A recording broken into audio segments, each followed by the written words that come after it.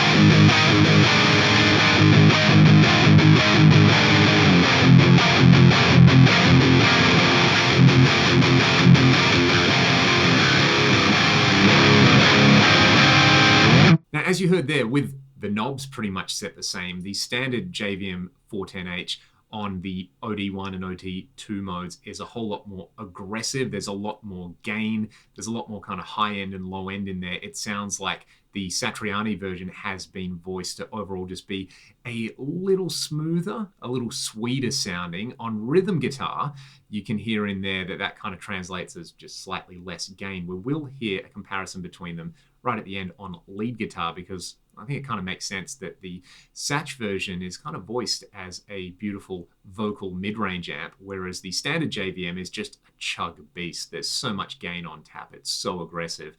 It really is the modern Marshall. The things that I found most interesting were on the Satriani version, the first channel stays really, really clean no matter what mode you're on. The standard JVM doesn't do that.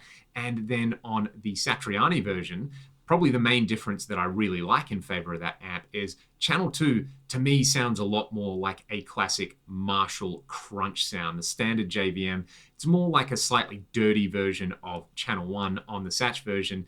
It just kind of sounds like that 800 thing that we're all used to. So I think if you were chasing an amp that can do high gain but still has the kind of core Marshall tones in there that we're all used to, the Satriani version is well worth tracking down. If you want something that can just do modern tones and you don't really care too much that it says Marshall on the tin, something that can go into that 5150 dual rectifier style territory, then the standard JVM is amazing for that.